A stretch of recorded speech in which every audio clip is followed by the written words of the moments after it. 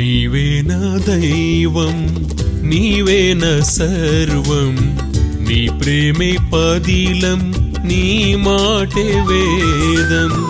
నీవే నా దైవం, నీవే నా సర్వం, నీ ప్రేమే పదిలం, నీ మాటే వేదం.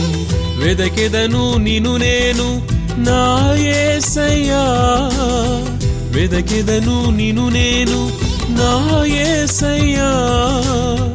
వేకువనే స్తుతించెదను నీ నామమున్, వేకువనే స్తుతించెదను నీ నామమున్. నీవే నా దైవం, నీవే నా సర్వం.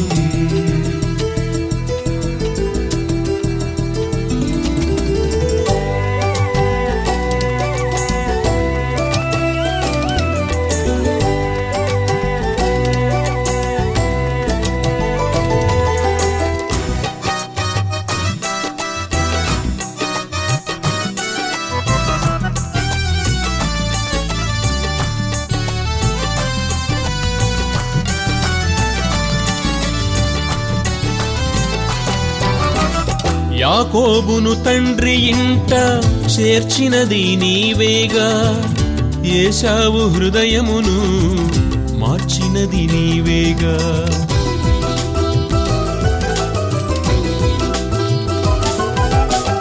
యాకోబును తండ్రి ఇంట చేర్చినది నీవేగా, ఏశావు హృదయమును మార్చినది నీవేగా. నీ నోటి మాటయే మా జీవాహారము, నీ నోటి మాటయే మా జీవాహారము. మధురమైన నీ ప్రేమే మా నిత్య జీవము, మధురమైన నీ ప్రేమే మా నిత్య జీవము.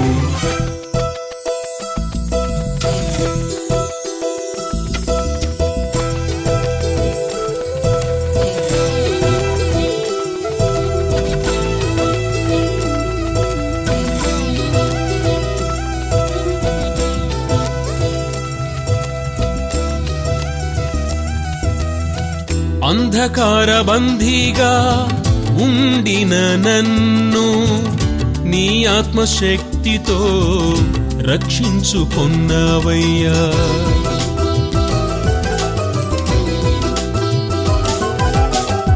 అంధకార బందీగా ఉండిన నన్ను నీ ఆత్మశక్తితో రక్షించుకొన్నావయ్యా.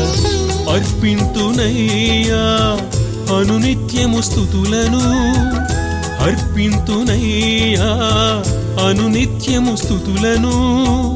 రక్షించుమయ్యా నీ ప్రేమాత్మతో, రక్షించుమయ్యా నీ ప్రేమాత్మతో.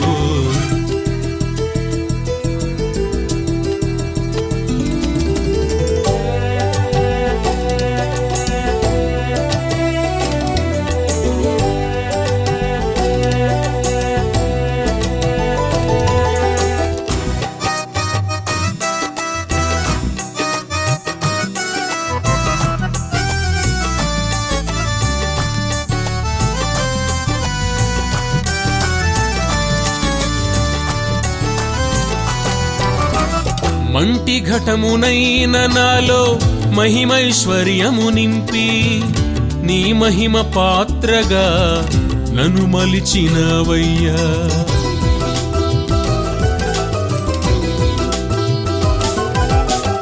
మంటి ఘటమునైన నాలో మహిమైశ్వర్యము నింపి, నీ మహిమ పాత్రగా నన్ను మలిచినవయ్యా. శ్రమల సంకెళ్లలో ఇరుకు ఇబ్బందులలో, శ్రమల సంకెళ్లలో ఇరుకు ఇబ్బందులలో నా తోడు నీ ఉండి నన్ను నడిపినవయ్యా. నా తోడు నీ ఉండి నన్ను నడిపినవయ్యా. నీవే నా దైవం, నీవే నా సర్వం. Praise the lord. ప్రభువైన యేసుక్రీస్తు నామములో వాక్యాన్ని వీక్షిస్తున్న దేవుని పిల్లలైన మీ అందరికీ కూడా నా హృదయపూర్వక వందనాలు. దేవుడు మిమ్మల్ని మీ కుటుంబాలను దీవించునుగాక. అలానే నూతనంగా సబ్స్క్రైబ్ చేసిన బిడ్డలను కూడా దేవుడు దీవించుగాక. మీ కొరకు నా ప్రత్యేకమైన ప్రార్థనలో నేను జ్ఞాపకం చేసుకుంటున్నాను. మీ ప్రతి అక్కరత క్రీస్తునామములో తీర్చబడుగాక. ప్రియులారా, ఈరోజు ఒక ప్రత్యేకమైన సందేశం ఏంటంటే స్తుతి యాగం లేక స్తుతి అర్పణ. చాలామందికి స్తుతి చెల్లించుట ద్వారా, స్తుతి యాగము చేయుట ద్వారా, స్తుతి అర్పణ చెల్లించుట ద్వారా కలిగే మేలు తెలియటల్లా. మనం ఇదివరకు దినాలలో మనం చూస్తే పాత కాలంలో, మరి మీరు అనుభవించారు లేదు నాకు తెలియదు, కానీ నా ఆత్మీయ అనుభవంలో మరి మా అమ్మ ప్రార్థన చేస్తుంటే స్తు అంటే ఏంట్రా ఈ స్తు అనే తెలియని దినాలు అనుకునేవాడు. సరే అని ఎప్పుడన్నా మా అమ్మతో ప్రార్థనకి వెళ్ళినప్పుడు అందరు కూడా అదే సు అని అంటే ఏంది సు అని తెలిసేది కాదు. ఎందుకంటే అజ్ఞాన కాలంలో ఉన్నాం కాబట్టి. వాళ్ళ మనసులో దేవుని స్తుతిస్తూ ప్రార్థన చేస్తూ ఉండే విషయం గమనిక లేని దినాలు నాకు. కానీ ఎప్పుడైతే దేవుని నామాన్ని బట్టి రక్షణలోనికి నడిపించబడి ఆయన ప్రేమలో నేను వరిదిల్లుతూ ఉండే కొద్దీ నాకు అర్థమవుతుంది స్తుతి ఎంత గొప్ప ప్రాధాన్యత కలిగినదా ఆత్మీయ జీవితంలో అని. అందుకే ఆ స్తుతి యొక్క లేక స్తుతి అర్పణ లేక స్తుతి యాగము అనే అంశం ఈరోజు మాట్లాడాలని ఆశపడుతున్నా. స్తుతి యాగం, స్తుతి అర్పణ, ఈ స్తుతి మీదే ఈరోజు మనం వాక్యాన్ని నేర్చుకుందాం. చాలామందికి తెలియని విషయాలు ఏంటంటే, నిజంగా క్రైస్తవ జీవితంలో జీవించే వాడికి, నిజంగా దేవుని పిల్లలు అనబడిన వారికి ఆ స్తుతి అలంకారప్రాయమైనది క్రైస్తవ జీవితానికి. మొదట ఏంటంటే అది అలంకారం, అందము. స్తుతి మనకు అలంకారప్రాయమైంది. బైబిల్ గ్రంథంలో సెలవిస్తున్న మాట ఏంటంటే, యథార్థవర్తులకు ఈ స్తుతి అనేది ఒక అలంకార ప్రాయమైనది. 33వ కీర్తన 1వ మాట. 33:1 ఏదో రాయబడిందంటే, ఒకసారి చూద్దాం వాక్యం.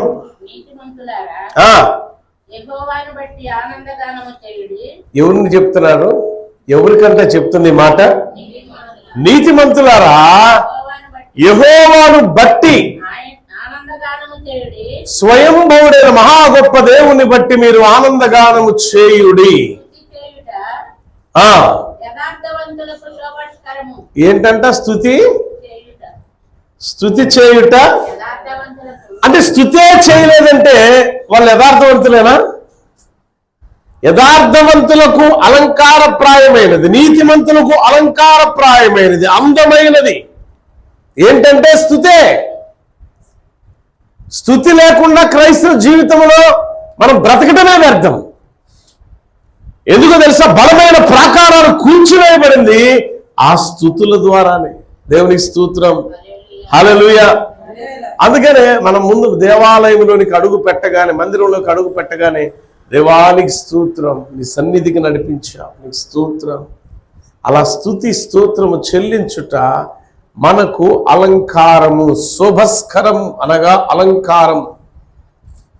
మన ఇళ్లలో డెకరేషన్లు చేస్తూ ఉంటాం, లేదా మన యొక్క జీవితంలో అనేక పర్యాయాలు ఏదైనా ఫంక్షన్స్కి వెళ్ళేటప్పుడు మాసిపోయినాయో, పాసిపోయినాయో, చినిగిపోయిన బట్టలు వేసుకొని మనం వెళ్ళాం. మనకున్న దాంట్లో బెటర్గా ఏ బట్టలు అయితే ఉంటాయో, 10 మందిలో అందంగా కనబడటానికి ఏదైతే ఉందో ఆ అలంకరణ వేరుగా ఉంటుంది. అవును కదా? ఇక మిమ్మల్ని చూస్తే, అక్కల్ని చెల్లెళ్ళని చూస్తే ఇంకా సమయం అంతా అలంకరణ మీదే పోయింది. పొరపాటున పెళ్లికే తీసుకెళ్ళామనుకో, ఆ పెళ్లి కూతుర్ని డెకరేషన్ చేసేసరికి, అలంకరించేసరికి ఎంత టైం అయిపోయిందో పాస్టర్ గారు అల్లాడిపోవటమే. ఏమ్మా తీసురండి అమ్మా, అయ్యగారు 2 నిమిషాలు, అమ్మా తీసురండి అమ్మా 2 నిమిషాలు.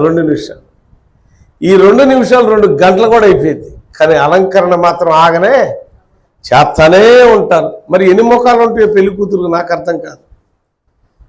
ఎన్ని కళ్ళు ఉంటాయో పెళ్లి కూతురికి?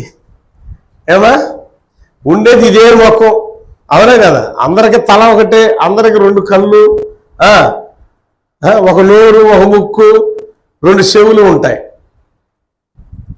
అయితే వీటిల్లో ఇంకా అదనంగా ఏమైనా ఉంటే సరే టైం పట్టిద్ది అనుకుంటే, ఈ 2 కళ్ళకి, ఆ ఒక్క ముక్కుకి, ఆ నోరుకి లేకి, ఈ యొక్క చెంపలకి ఆ మేకప్, ఆ చెవులకి, ఆ తలకి తయారు చేసే మేకప్ గంటల కొద్దీ చేస్తాం. ఎందుకు చేస్తామంటే, నేను చేయొద్దని నేను అంటున్నా, ఎందుకు చేస్తామంటే ఆ వధువుని వరుడు దగ్గరికి తీసుకొచ్చేసరికి వరుడు తన యొక్క వధువుని, అంటే తన భార్య, కాబోయే భార్యను చూసి ఇంకా ఇష్టపడతానికి.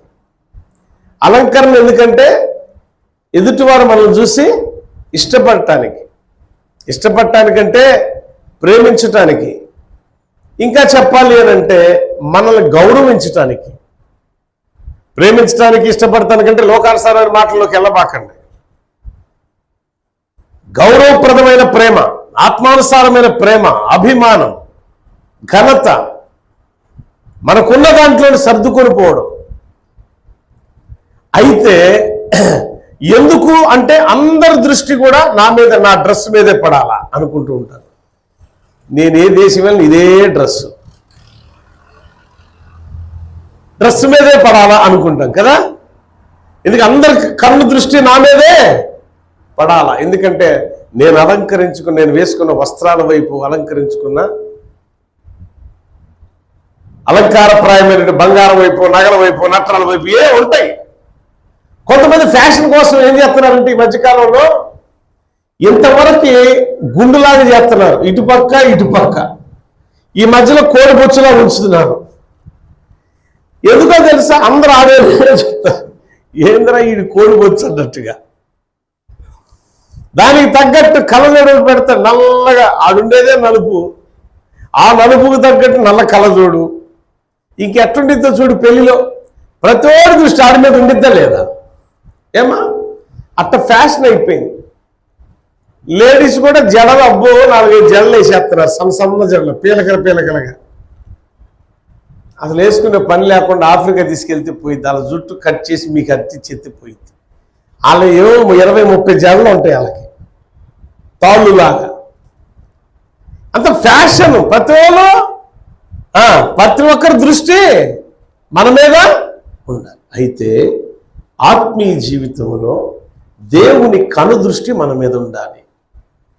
దేవుని కనుదృష్టి మన మీద ఉండాలంటే మనం ఆత్మానుసారమైన అలంకరణతో మనం బ్రతకాలి. దేవునికి స్తోత్రం, హల్లెలూయా.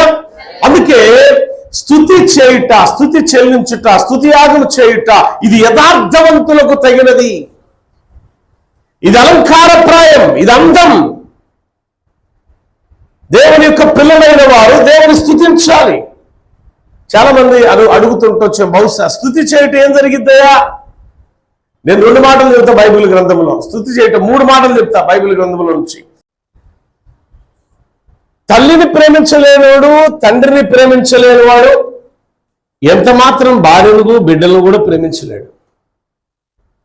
ఆ తల్లి గుండు కొట్టుకుంటూ దెబ్బ తలిగిన ఆ బిడ్డ వైపుని ఒక స్వరం వినపడుతుంది. ఏంటిరా బాబు అంటే, బిడ్డా జాగ్రత్త అయ్యా, జాగ్రత్త.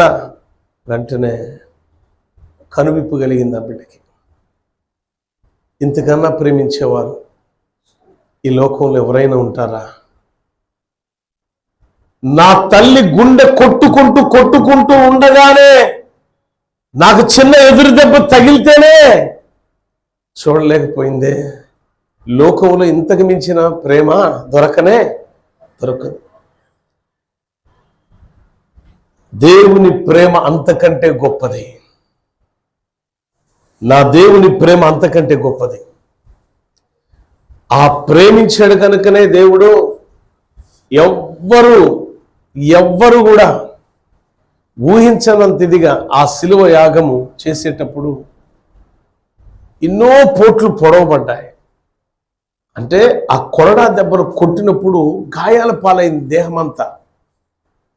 సుమారు 586 గాయాలైనని చరిత్రకారులు చెప్తారు. అన్ని గాయాలే కాదు, మరలా పక్కలో బల్లెంతో పొడవటం. పొడవడమే కాదు, ఆఖరి రక్తపు బొట్టు వరకు నీ కోసం క్రీస్తు నాదుడు కార్చటం సిలువలో. ఎంత ప్రేమిస్తుంది సాధ్యమైంది. అంత ప్రేమ కలిగిన దేవుణ్ణి మనం స్తుతించుట మనకు అలంకారప్రాయం. దేవునికి స్తోత్రం, హల్లెలూయా. అంత ప్రేమ కలిగిన దేవునికి స్తుతియాగము చెల్లించుట నీతిమంతులకు, యథార్థవంతులకు, దేవుని పిల్లలైన వారికి అది తగినది. అందుకే ఇక్కడ నేను 2-3 మాటలు చెప్పి నేను ముగించేస్తా. ఒకటి, మనకు అలంకారప్రాయమైనదే స్తుతి యాగం అనేది. దావీదు భక్తుడు చెప్తున్నాడు 33వ అధ్యాయం కీర్తనల గ్రంథం 1వ వచనములో మాట్లాడుతున్నాడు. అది శోభస్కరం, అది అలంకారప్రాయం. ఈ అలంకారప్రాయం అనేది దేవాలయములకు, దేవుని యొక్క మందిరానికి మనం వచ్చేటప్పుడు ఏ విధంగా మనం అలంకరించుకొని రావాలో అలా వస్తామే, ఆత్మీయ అలంకరణ కూడా దానిలో ఉండాలి. దేవునికి స్తోత్రం, హల్లెలూయా. అది ఉండుట వల్ల కలిగే ప్రయోజనాలు ముందుకెళ్ళే కొద్దీ తెలుసుకుందాం. ఒకటి, మనకు అలంకారం అనేది కావాలి ఆత్మీయ జీవితంలో. 2, యాగము లేక అర్పణ అనేది ఉండాలి మన యొక్క ఆత్మీయ జీవితంలో. హెబ్రీయులకు రాసిన పత్రిక 13వ అధ్యాయం 15వ వచనంలో రాయబడిన మాట.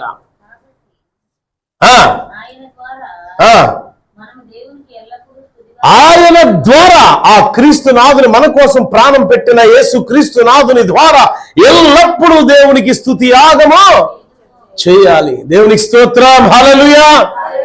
ఎల్లప్పుడండి, ఒక సమయం అని కాదు, ఎప్పుడు దేవుని పిల్లలమైన మనం స్తుతి యాగం చేయాలి. తర్వాత ఆయన నామాన్ని ఒప్పుకొనుచు జిహ్వా ఫలము అర్పించుదుము. చాలు, జిహ్వా ఫలాన్ని అర్పిస్తూ ఆహారం మనం ఏదైతే భుజిస్తామో వాటిల్లో శ్రేష్టమైన దాన్ని ఏ రీతిలో దేవునికి సమర్పణగా తీసుకొచ్చి అర్పిస్తామో మన ప్రాణం అర్పించేంతగా స్తుతి యాగం మనం చేయాలి. ఓ తల్లి తన బిడ్డ కోసం ఏ రీతిలో తన గుండెను తీసి చేతికి అప్పగించి ఆ గుండె కొట్టుకుంటున్నప్పుడు బిడ్డకి దెబ్బ తగిలినప్పుడు ఆ గుండె ఎలా అల్లాడిపోయిందో, అంటే తన బిడ్డ కోసం ఎలా ప్రాణార్పణ చేసి ఉందో, అలాంటి అర్పణ మన ఆత్మీయ జీవితంలో సాధ్యమైతే నీకు ప్రతి అడుగు కూడా విజయమే. అపజయముని జీవితంలో ఉండదు. ఇక ఆ పరిపూర్ణత నీకు సాధ్యమైతే దేవుడు నీ పట్ల గొప్ప కార్యాలు చేయటం ఆయనకు సాధ్యమే. 147వ కీర్తన, 145వ కీర్తన, కీర్తనల గ్రంథాల్లో మోషే భక్తుడు రాశాడు. కీర్తనల గ్రంథాల్లో ఆ కొరా కుమారులు రాసిన కీర్తనలు, అదేవిధంగా దావీదు రాసిన, ఆసాపు రాసిన, సొలొమోను రాసిన ఈ కీర్తనలో రాయబడిన మాట ఏంటంటే, స్తుతి గురించి ఎంత ఘనంగా చెప్పారు వారు, స్తుతి యాగం గురించి ఎంత గొప్పగా చెప్పారు అని అంటే, స్తుతి చేస్తే చాలు నీ జీవితానికి అపజయమే ఉండదు. స్తుతి చేస్తే చాలు ఆరోగ్యదాయకంగా నువ్వు ఉంటావు. స్తుతి యాగం చేస్తే చాలు నీ జీవితం గొప్ప మలుపు తిరుగుతుంది. ఏమర్పిస్తున్నావు దేవునికి? నువ్వు కుళ్ళిపోయిన టమాటాలు తీసుకొచ్చి ఇస్తే, అమ్మా మా ఇంటిలో పెరట్లో చక్కగా పండిన టమాటాలు ఉన్నాయి, ఇప్పుడే నీకోసం కోసుకొచ్చిన పురుగు బట్టి నీ కుళ్ళిపోయిన తీసుకొచ్చి పక్కింటోళ్ళకి ఇస్తే చక్కగా స్వీకరించి చక్కగా పప్పుచారులోనో లేదా ఇంకో దాంట్లో వేసుకొని వండుకొని తింటారా? ఎందుకని? వాళ్ళ ఇంట్లో ఏగయి చెట్టు కోసింది ఎందుకు తినవు నువ్వు? ఏముంది ఆ టమాటాలకు? ఏమైంది అమ్మా? నీ గుండె కూడా అలా కుళ్ళిపోయిందని చూడండి. నీ హృదయం దేవుని సముఖంలో నిలబడినప్పుడు అనేక అపార్థాలతో, అనర్థాలతో, అనేక రకాల చెడుతో, మాలిన్యంతో నింపబడితే అది దేవునికి ఎంత మాత్రం ఇష్టం కాదు. నీ హృదయం దేవుని సముఖంలో నిలబడినప్పుడు ఎలా ఉండాలి కదా? దాగులేనిది, మచ్చలేనిది ఉండాలి. నీ హృదయం దేవుని సముఖంలో నువ్వు నిలబడినప్పుడు, నీ హృదయాన్ని దేవునికి అర్పించేటప్పుడు, స్తుతి యాగము ద్వారా దేవునికి నీ హృదయాన్ని అర్పించేటప్పుడు ఆ హృదయం ఎలా ఉండాలి తెలుసా? మచ్చలేనిదై ఉండాలా. కుళ్ళులు, కుట్రలు, కుతంత్రాలు, ఈర్షలు, ధనాపేక్షని, లోకానుసారమైన ఇష్టానుసారమైన అలవాట్లతో నింపబడి నీ హృదయం ఉంటే అది కుళ్ళిపోయినదే, అది డాగైనదే. ఎంతకరం అది నీకు మేలుకరమైనది కానే కాదు. మన గతంలో ఒక మాట చెప్పుకున్న ఒక రాజు గురించి. ఏం చేశాడు ఆ రాజు అని అంటే, రాజుగారు ఏం చేశాడంటే అపార్థముతో, అరే మంచి కోసం పంపిస్తే అపార్థం చేసుకుని చంపేశాడు. యూట్యూబ్లో చూడండి, వాక్యం ఉంటుంది, అపార్థాలు చేసే తిప్పలని. అంటే మనం అర్థం చేసుకునేదానికంటే అపార్థాలు చేసుకోవడం ఎక్కువ. అప్పుడు ఏమైందంటే ఆరోగ్యదాయకంగా ఉన్న ఈ గుండె అనారోగ్యం పాలవుతూ ఉండింది. ప్రతి దాన్ని దేవునికి అప్పచెప్పాడు. ఎవడన్నా ఎదుగుతున్నాడంటే ఓర్చుకోగలుగుతాం మనం? నిజాలు చెప్పండి, మన పక్కింటాడు బాగా గొప్పవాడు అవుతున్నాడు అనుకోండి, అబ్బా వాడు ఎట్ట అవుతున్నాడని అసలు ఇక్కడ ఈ గుండె తట్టుకోలేదు. తట్టుకునిద్దా? ఈర్ష, ద్వేషం, అసూయ, కలహం, పగ, ప్రతీకారం ఇవన్నీ కూడా మన గుండెను, మన హృదయాన్ని డ్యామేజ్ చేస్తున్నాయి, పాడు చేస్తున్నాయి. హృదయం పాడైపోయే హృదయాన్ని తీసుకెళ్లి దేవా నా హృదయాన్ని అర్పిస్తున్నా, దేవుడు స్వీకరిస్తాడా? ఆరోగ్యదాయకంగా ఉండాలా నువ్వు అర్పించేటప్పుడు. యెహోషువను మరియు యెహోషాపాతు అనబడిన రాజు, యూదారాజు, వీళ్ళిరువురు కూడా జయ జీవితం కోసం దేవుణ్ణి అర్పించారు హృదయాన్ని. యెహోషాపాతు ఏం చేశారు వారి జీవితంలో అనంటే, ఒకటే హృదయపూర్వకంగా స్తుతియాగము చెల్లించారు. స్తుతియాగము ద్వారా వాళ్ళ హృదయాలను అర్పించి బలమైన ఎరుకో గోడలు కూల్చివేయబట్టానికి ఆ స్తుతియాగమే కారణం. యెహోషువ దినాల్లో బరాకా లోయలో ఒక గొప్ప అమోనీయులను, శత్రువులను ఓడింపజేసి, శత్రువులను హతమార్చి ఒక అద్భుత కార్యాన్ని చూడగలిగాడు యెహోషాపాతు. బంధించబడిన చెరసాల్లో బంధించబడిన రాళ్ళు కూడా, బలమైన రాళ్ళు కూడా కట్టబడ్డాయి పౌరసేనుడికి. స్తుతియాగము చేసి ఆ చెరసాల పునాదులు బ్రద్దలయ్యేటట్టు చేసుకోగలిగారు. ప్రియులారా, నీ జీవితంలో ఏదైతే బలమైన సమస్య ఉందో, నీ కుటుంబంలో ఏదైతే బలమైన ఆటంకంగా ఉందో, నీ బ్రతుకులో ఎదగడానికి ఏదైతే బలమైన ఆటంకం నీకు ఎదురుగా ఉన్నదో, దాన్ని ఓడించాలంటే నువ్వేం చేయాలి తెలుసా? హృదయపూర్వకముగా స్తుతియాగము చేయి. నీ హృదయాన్ని స్తుతి చెల్లిస్తూ అర్పించు. విజయము నీ సొంతమైంది. అపజయం నీ దగ్గర నుంచి పారిపోతుంది. ఆ అపజయం నీ దగ్గర నుంచి పారిపోవాలంటే నువ్వు చేయాల్సింది ఒకటే, స్తుతియాగము చెల్లించాలి. స్తుతియాగము చేయుట యెహోవాను మహిమపరచుటయే. 50వ కీర్తనలో రాయబడిన మాట చూద్దాం ఒకసారి. 23+14-15 వచనాలు. ముందు 14-15 చదవండి ఒకసారి. 53వ కీర్తన, 50వ కీర్తన.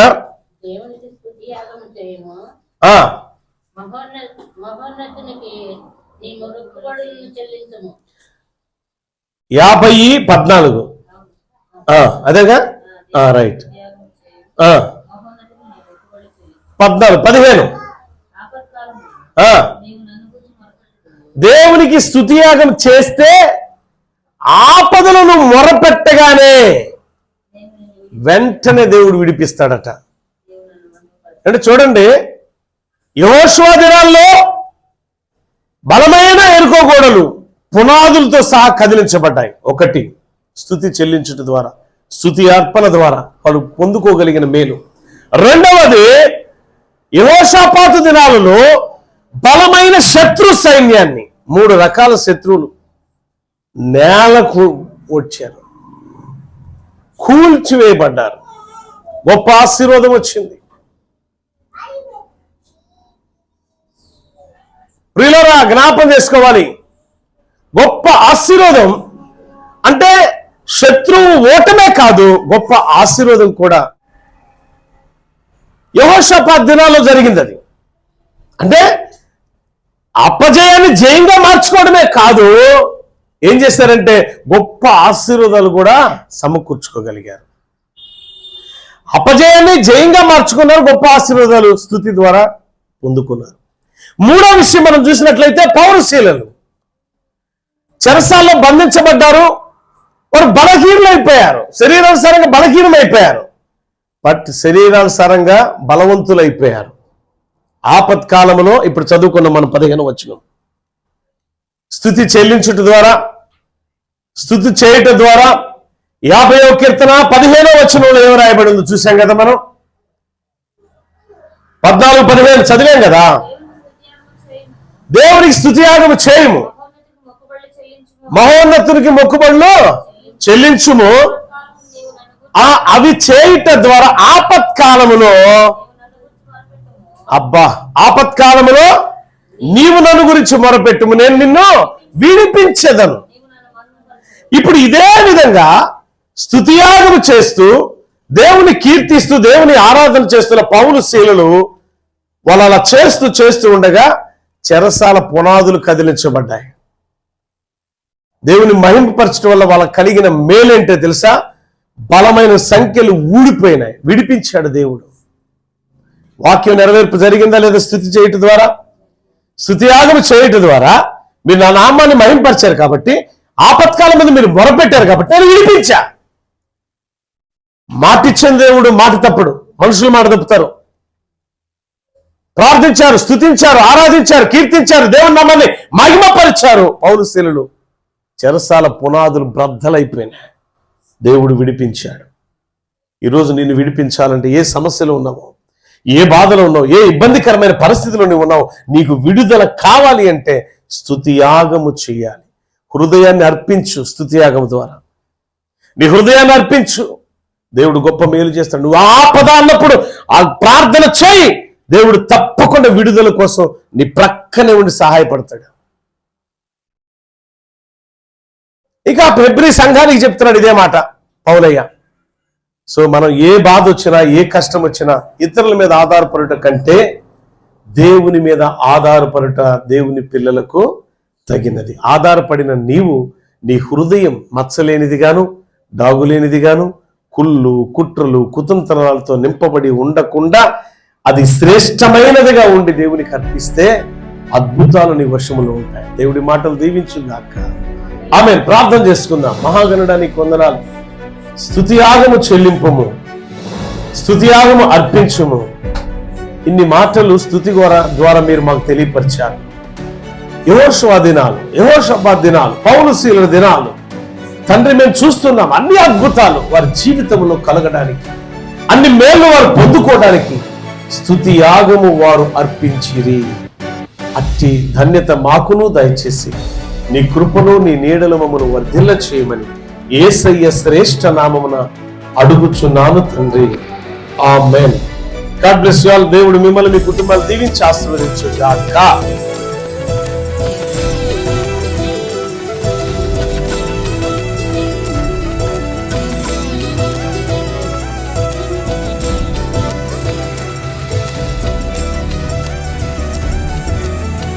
అంధకార బందీగా ఉండిన నన్ను నీ ఆత్మశక్తితో రక్షించుకొన్నావయ్యా.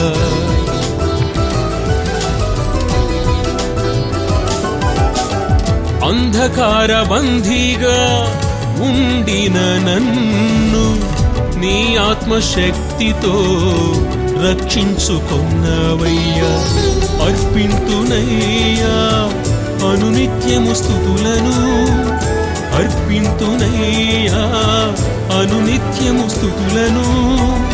రక్షించుమయ్యా నీ ప్రేమాత్మతో, రక్షించుమయ్యా నీ ప్రేమాత్మతో.